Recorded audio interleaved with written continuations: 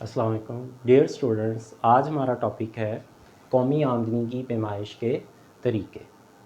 कौमी आमदनी की पैमाइश के 3 तरीके होते हैं आपके पास। पहला, पैदावार का मजमूआ, यानी कि उसकी हमने बाज़ारी मालियत को काउंट करना होता है। दूसरा हमारे पास होता है आमदनियों का तरीका, और तीसरा हमारे पास होता है कुल खर्च का तरीका। आज का जो हमारा टॉपिक है वो है आमदनियों का मजमूआ। आमदनियों के मजमूए की जो तारीफ़ थी वो बयान की थी यूएसए के शोबा कामर्स ने।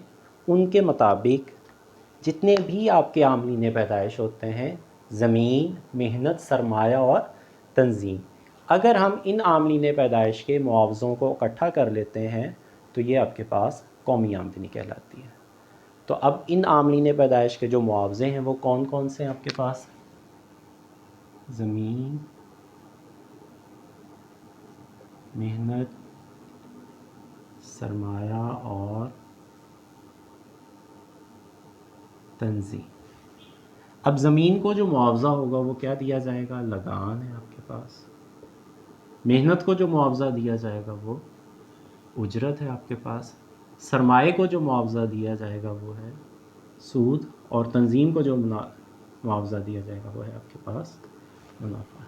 अगर हम इन आमलीन पैदाइश के मुआवज़ों को इकट्ठा कर लेते हैं तो ये आपके पास कौमी आमदनी बन जाती है।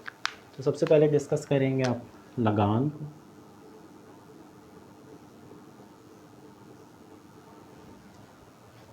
किसी भी ज़मीन की हकीकी जो असासा जात होते हैं उनका जो मुआवज़ा अदा किया जाता है, उनका जो किराया अदा किया जाता है, उसी को हम क्या कहते हैं? लगान कहते हैं।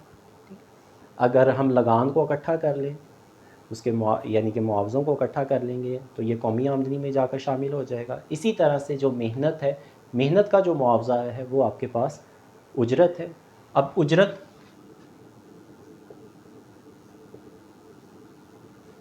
ये इंसान की ज़हनी और जिस्मानी सलाहियत के बदले में जो मुआवज़ा अदा किया जाता होता है उसको हम उजरत कहते हैं। तो अगर हम उजरत को भी काउंट कर लेंगे तो ये भी कौमी आमदनी में शामिल हो जाएगा।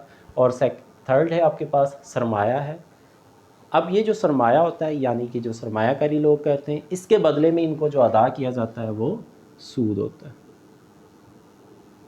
अब अगर हम इस सूद को भी काउंट कर लेंगे तो ये भी कौमी आमदनी में शामिल हो जाएगा। और लास्ट पे आपके पास मुनाफा है। कोई भी फर्म जो होती है, एंटरप्रेन्योर या कोई भी ऑर्गेनाइजेशन जो होती है जो इन्वेस्टमेंट्स करती है, उसके बदले में जो उनको मुआवज़ा दिया जाता है वो आपका मुनाफा कहलाता है।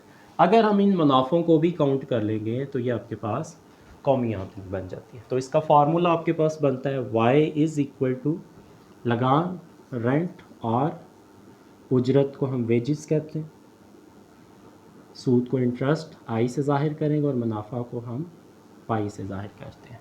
तो ये आपके पास कौमी आमदनी की इक्वेशंस बन जाती है। तो जब हम कौमी आमदनी की पैमाइश बज़रिया आमदनियों के तरीक़ों से हम काउंट करते हैं तो इसमें कुछ एहतियातें भी हैं आपके पास।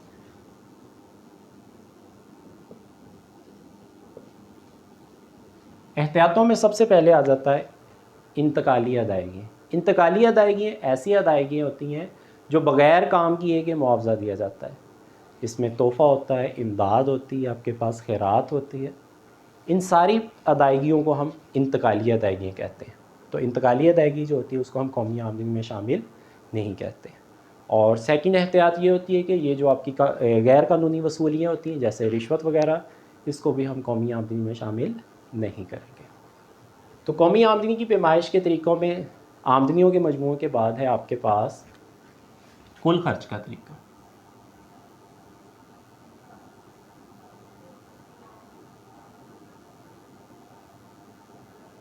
प्रोफेसर फिशर ने एक डेफिनेशन बयान की थी मार्शल की डेफिनेशन के बाद। मार्शल ने तो ये कहा था कि 1 साल के अंदर अंदर जितनी भी आप अपने वसाइल और ज़राए को इस्तेमाल करके जो भी अशिया और खिदमात की मिकदार पैदा करेंगे वो कौमी आमदनी है। तो फिशर ने ये कहा था कि 1 साल के अंदर अंदर आप जो खर्च कर देंगे तो वो आपका कौमी आमदनी कहलाता है। अब ये जो खर्च है ये 2 तरह का हो जाता है आपके पास, निजी खर्च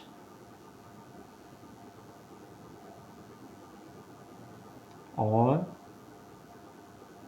सरकारी खर्च। आपके पास निजी खर्च यानी कि आम अफराद जो होते हैं जो अपनी डेली लाइफ के अंदर जो होता है वो खर्च करते हैं, उसको हम निजी खर्च कह देते हैं। सरकारी खर्च जो गवर्नमेंट عوام کے لیے جو خرچ کرتی ہے، عوام کی ویلفیئر کے لیے جو خرچ کرتی ہے، اس کو ہم کیا کہتے ہیں، یا پھر جو سرکاری ملازمین وغیرہ ہوتے ہیں ان کو جو سیلری وغیرہ دی جاتی ہے، تو یہ سارا کچھ کس میں شامل ہو جائے گا؟ سرکاری خرچ میں شامل ہو جائے گا. تو اس میں شامل ہو جاتا ہے نجی خرچ اور سرکاری خرچ. اسی طرح سے نیکسٹ آپ کے پاس پوائنٹ بنتا ہے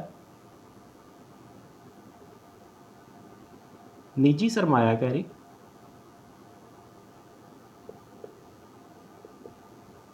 اور ساتھ میں آپ کے پاس سرکاری سرمایہ کاری. نجی سرمایہ کاری میں عام افراد جو انویسٹمنٹس کرتے ہیں، آپ لوگ جو کاروبار، عام افراد جو کاروبار کرتے ہیں، جو انویسٹمنٹ کرتے ہیں، اس کو ہم نجی سرمایہ کاری کہتے ہیں. اسی طرح سے سرکاری سرمایہ کاری ہے، گورنمنٹ جو انویسٹمنٹ کرتی ہے، جیسے میٹرو پروجیکٹس ہیں آپ کے پاس، ریلوے کے اوپر خرچ کرتے ہیں، مختلف اس طرح کے جو پروجیکٹس کے اوپر جو خرچ کیا جاتا ہے، اس کو ہم سرکاری سرمایہ کاری کہتے ہیں. اگر ہم سارے اخراجات کو کاؤنٹ کر لیں گے تو یہ بھی آپ کی قومی آمدنی بنتی ہے. تو ڈیئر اسٹوڈنٹس، آج کا ہمارا لیکچر یہیں تک تھا. تو انشاءاللہ ہم نیکسٹ ڈے نیکسٹ ٹاپک کے ساتھ ملیں گے. اوکے بچوں، اپنا خیال رکھیے گا. اللہ حافظ.